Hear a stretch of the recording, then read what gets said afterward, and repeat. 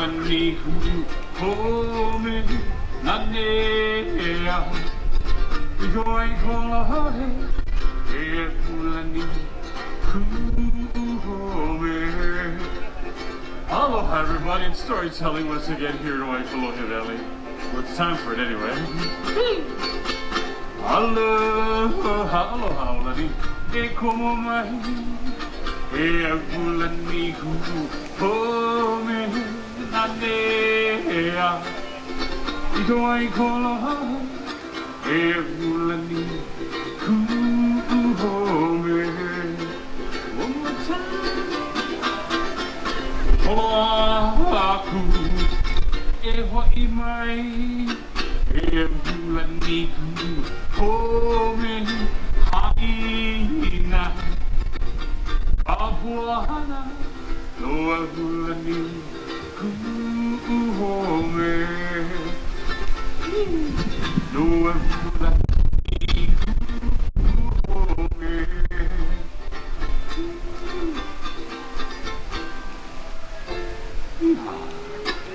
Oh, thank you very kind. Great chairman like me. Well, aloha, aloha, and good evening. Welcome back to Aulani. Welcome to Hawaii Valley.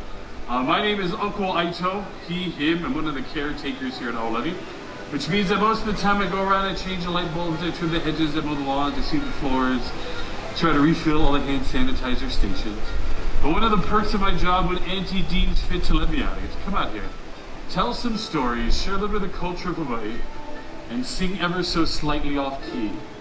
The song I just sang is a song called the Aulani Hula, a special song for us here at Aulani.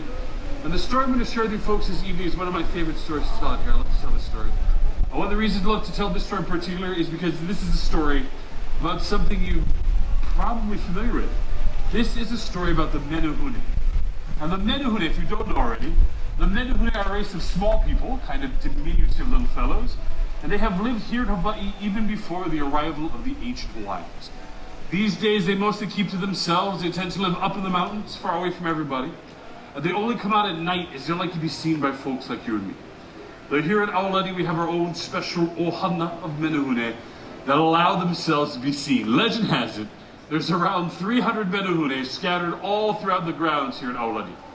I always put it that way, legend has it, because nobody knows for sure exactly how many there are. The most Menuhune that anybody has found here at Aulani that they reported to me that I thought was credible was 206.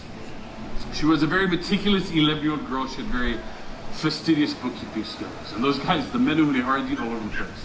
And the Menuhune, those guys, they have a reputation for being very mischievous, or as we say in Hawaiian, kolohe. They like to cause trouble. They like to play tricks on people. In addition to that, they're also very industrious. They love to build stuff.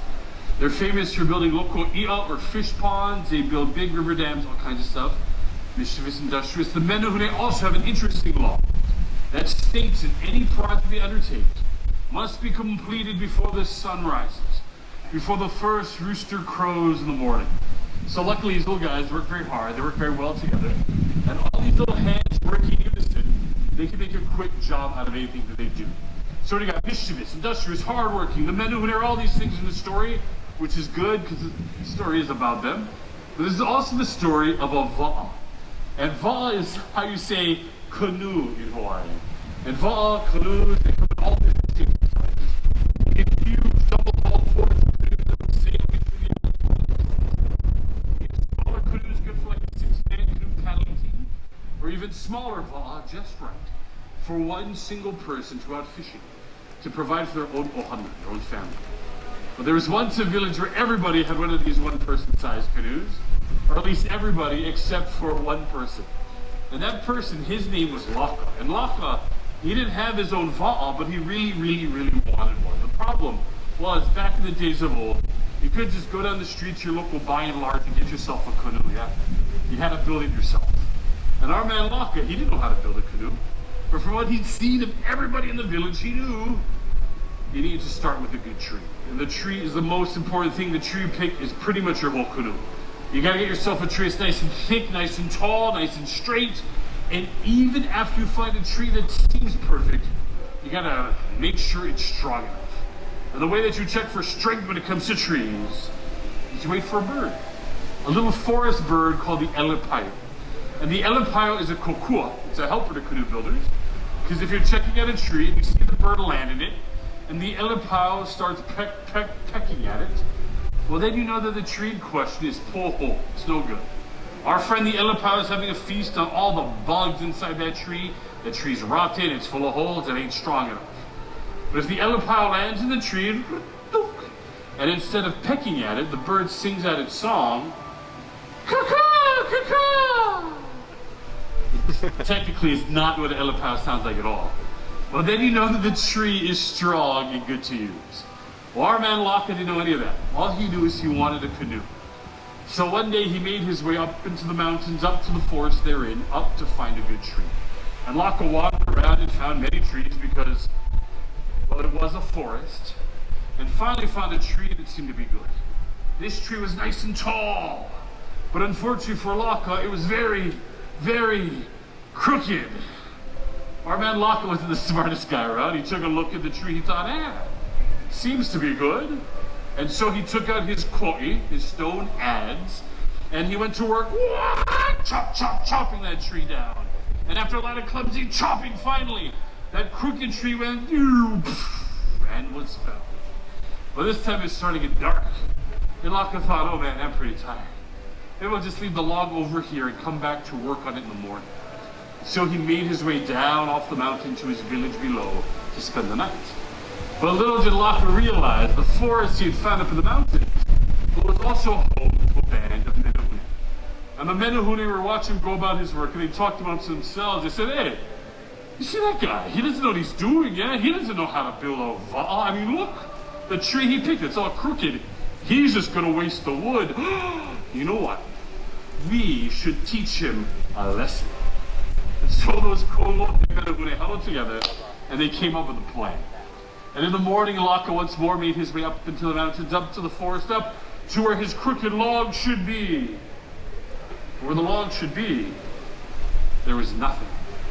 And where the stump of the tree should sit, there instead stood a rather tall, if somewhat crooked tree.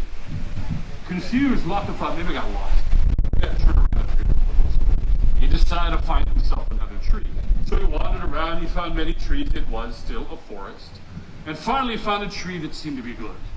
This tree was nice and straight, but unfortunately for Laka, it was rather short. Yeah, the tree gets shorter every time I tell the story. Anyway, as I said, Laka, not the smartest guy, he took a look at the tiny tree, he thought, seems to be good. And so once again he took out his koi, and once again he went to work, chopping that tree down. And after a lot of clumsy chopping, finally, that little tree went and was felled. But this time it's starting to get dark again. And Laka thought, oh man, I'm even more tired than I was yesterday. Maybe I'll just leave the log here, but I don't want to lose it this time. So that night before he left, Laka triangulated his coordinates, marking the spot right where the little log had been felled. And then he made his way down off the mountain to spend the night. And in the morning, once again, he made his way up into the mountains, up to where his little log should be. Ooh, he checked his coordinates. This was indeed the spot. Where the log should be, there was nothing. And where the stump of the tree should sit, there instead stood a rather petite, if still somewhat cute, tiny little tree. Confused, befuddled, you might say. Laka was too frustrated to do any more work that day. And instead, he made his way down off the mountain. And that night, he did the smartest thing he could think of. That night, he spoke to the kupuna, to the elders of his village, and together they came up with a plan of their own. And in the morning, with a renewed sense of purpose, Laka once more made his way up into the mountains, up to the forest, up to find a good tree. He wandered around and found many trees because it was still a forest. So this time, he found a really good tree. This tree was nice and thick, nice and tall, nice and straight. As he admired its beauty, the little forest bird, the elepaio, swooped in, lit in its branches and sang out its song.